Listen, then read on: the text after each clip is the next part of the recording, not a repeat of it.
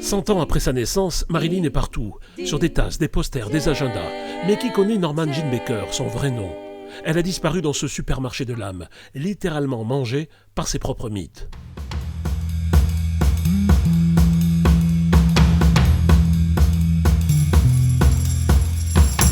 Norman Jean Baker n'a pas été découverte, elle s'est sculptée. Elle a créé Marilyn comme un rôle à plein temps, une performance technique si parfaite que le masque a fini par étouffer le visage.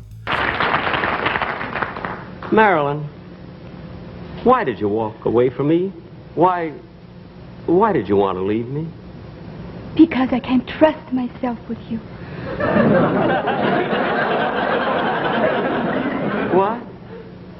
You're so strong and I'm so weak. And when you look at me with those big blue eyes, I understand.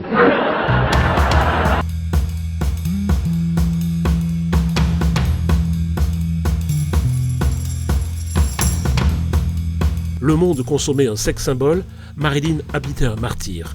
Elle souffrait d'une endométriose aiguë, une maladie qui transformait ses cycles en calvaire. Brisée par les fausses couches, elle anesthésie à coups de barbiturique un corps traître que les studios lui ordonnaient de travestir en idéal de santé. Le public consommait l'image d'une déesse de la fécondité, alors qu'en coulisses, Marilyn pleurait des enfants qu'elle ne parvenait pas à porter.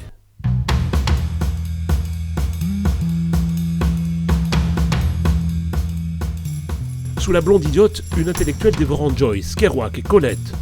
En 1955, elle fonde la Marilyn Monroe Productions. Elle arrache le droit de choisir ses scripts et ses réalisateurs, un acte de guerre pour que Norman Jean reprenne les commandes de l'icône. Elle jouait la bêtise pour rassurer Hollywood, mais finançait l'Actor Studio pour se sauver. Elle voulait prouver qu'elle existait au-delà de son tour de poitrine.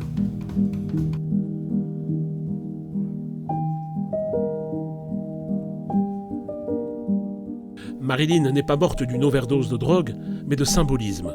À force de vouloir être tout pour tous, muse, amante, enfant, elle s'est vidée de sa substance. Marilyn est morte de n'avoir plus de barrière entre elle et son mythe.